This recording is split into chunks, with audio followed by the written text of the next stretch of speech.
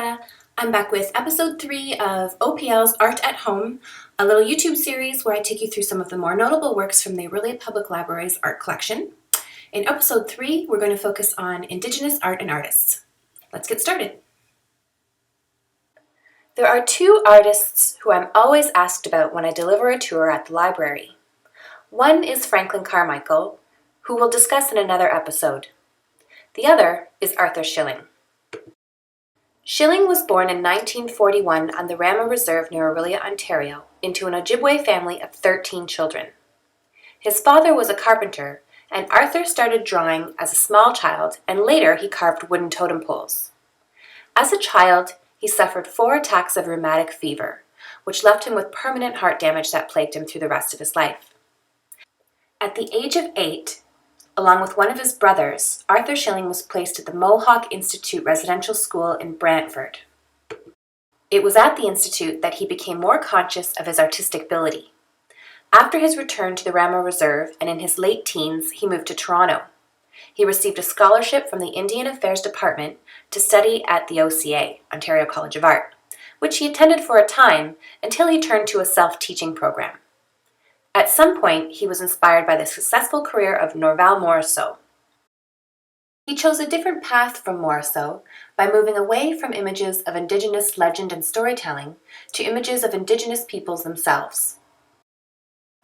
He developed his own expressionist style with bold strokes of color reflecting the struggles, triumphs, and integrity of his people and especially his own family. When times were lean for him and he still had some money left for materials, he kept working.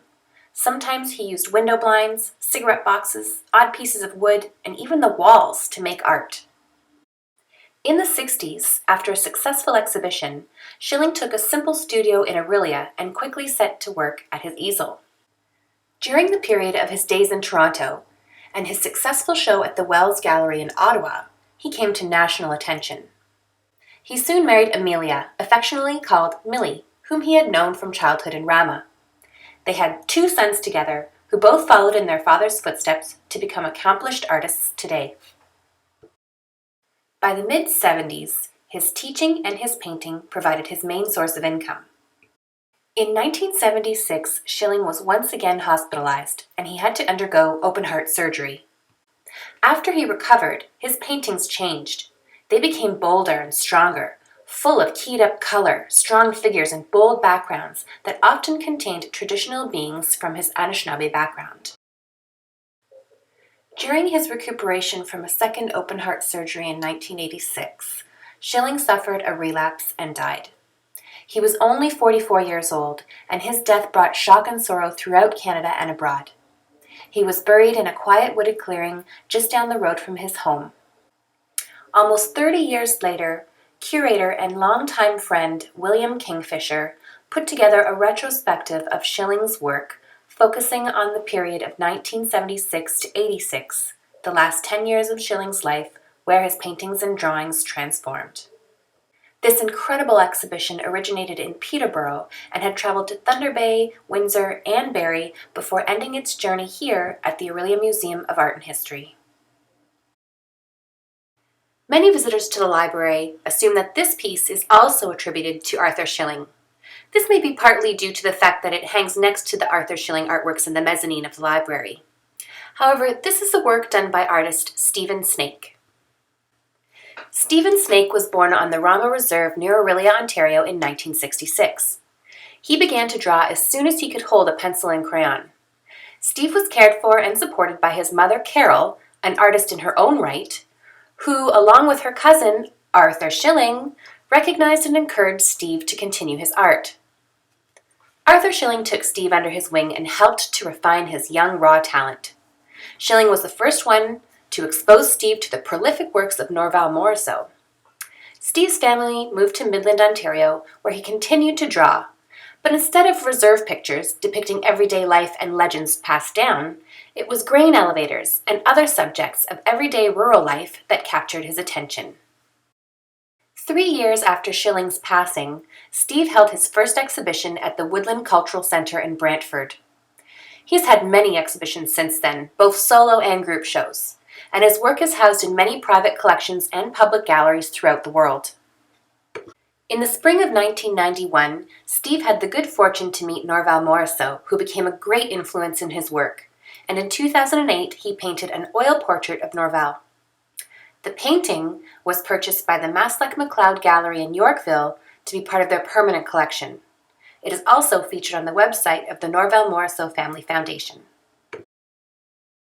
Portraits of the many chiefs and warriors of Native North America, along with portraits of other Native artists, have become signature for Steve.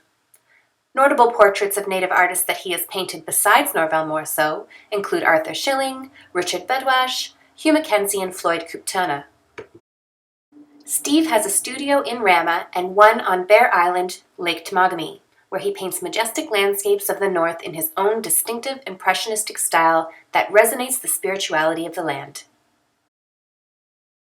Ojibwe painter Roy Thomas was one of the most influential First Nations artists in Canada and was famous for paintings of colorful totemic animals. Like Norval Morris, he became well known when Indigenous art gained mainstream popularity in the late 1960s and early 1970s. He grew up in the Long Lac Reservation in northern Ontario and, like other Native youth of his generation, was forced to attend a religious residential school.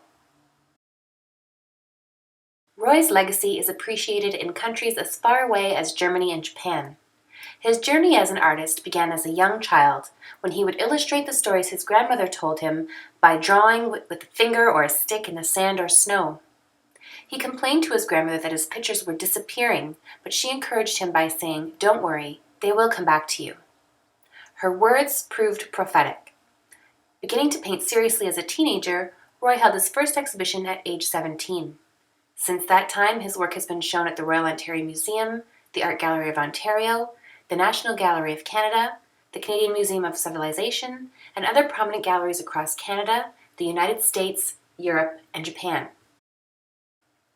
To acknowledge his grandmother's contribution to his life and her continued presence in his mind, Roy Thomas signed his paintings with a picture of a small crow, the name she had given him. Saul Williams is a painter and graphic artist who was born in North Caribou Lake, Ontario, of the Little Crane clan. As a child, Williams was always interested in pictures and began drawing as soon as he got his hands on pencil and paper. He attributes much of his creative ability to his uncle Mayo, who was always drawing and creating cardboard replicas of airplanes and other objects seen in Ontario's far north. As a young teenager, Saul met Dr. Mary Black. He and his friends performed chores for Dr. Black, including carrying wood and water and translating for elders who came to visit. Having observed him constantly doodling and sketching, Dr. Black brought Saul tubes of acrylic paint on one of her trips down south. With her go-ahead, Saul painted her wall and finished his first painting of a stylized raven, for which he was paid $5. This painting, Saul's first sale, is in the Royal Ontario Museum collections. For most of his younger years, before he was a laborer and eventually a school counselor, Saul made his living by selling artwork. In 1984, he was one of the first Indigenous artists to have an exhibition at the Art Gallery of Ontario. Saul has also worked as education director with the North Caribou Lake Education Authority. Working closely with parents and the community's leadership, he continues to advocate for the inclusion of Aboriginal knowledge, language, traditions, and culture in the school's program. Well, that's it for episode 3 of OPL's Art at Home. Please feel free to leave some feedback in the lines below.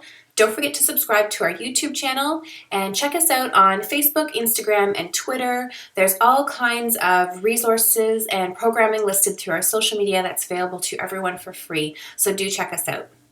Until next week, bye.